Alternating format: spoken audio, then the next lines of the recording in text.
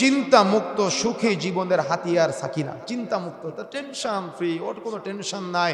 Income 500 টাকা কেন, 5000 টাকা কেন, 100 টাকা কেন, ওর কোনো টেনশন নাই। রিজিকের মালিক আল্লাহ, ও প্রচেষ্টা চালাবে। তবে প্রচেষ্টা করবে, রিজিকের মালিককে আল্লাহ, কিন্তু প্রচেষ্টা চালাবে, হারাম ইনকাম করবে না। পাশের দোকানদার সিগারেট বিক্রয় করে, ও ভাববে না আমি তো সিগারেট বিক্রয় করলে সকাল 8টা থেকে রাত্রি 10টা পর্যন্ত যত মানুষের সিগারেট বিক্রয় করবো সবার একটা করে পাবার হবে না, আমি অপরাধ করবো না। প্রশান্তি আছে, বুঝেন না মনে হয়? সবাই আমার বাজারে সবাই সিনেমা দেখায় চায়ের দোকানে, কিন্তু আমি আমার চায়ের দোকানে সিনেমা দেখাবো না, আমার ইনকাম কম হোক, এটা হৃদয়ের প্রশান্তি। বুঝেন না মনে হয়? আমি বুঝাতে পারি না মনে হয়, কথা কি বুঝতে পেরেছেন? এটা হলো হৃদয়ের প্রশান্তি।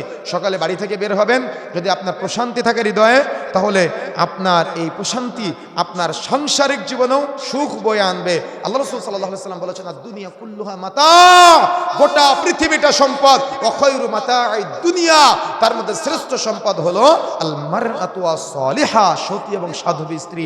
আপনার সতী ও সাধবী স্ত্রী আপনার হৃদয়ে প্রশান্তি বয়ে নিয়ে আসবে। আপনি বিপদে আছেন, আপনার স্ত্রী আপনাকে সান্ত্বনা দিবে, কিন্তু আপনি বিপদে আছেন, এমনিতে ঋণগ্রস্ত, যদি আপনার প্রশান্তি না থাকে, সাকিনা না থাকে পরিবারে, তাহলে আপনার স্ত্রী উল্টা বলবে, আরে আমি বলে শুধু তোমার সংসার করতেছে, আর কে হলে করতো না জীবনে। কথা বুঝেন নাই? এটা হলো প্রশান্তি আর প্রশান্তি না থাকার মধ্যে পার্থক্য। আর যদি আপনার পরিবারে দিনদার, পরহেজগার, তাকওয়াশীল স্ত্রী থাকে, ওলামায়ে কেরাম বলেছেন পূর্ণিমার চাঁদ উঠলে যেমন স্নিগ্ধতা ছড়ায় না, আপনার পরিবারে এরকম স্নিগ্ধতা ছড়াবে। হরিণের নাভি থেকে কস্তুরী সুঘ্রাণ বের হয় না, আপনার পরিবারে এরকম সুঘ্রাণ থাকবে সর্বদা।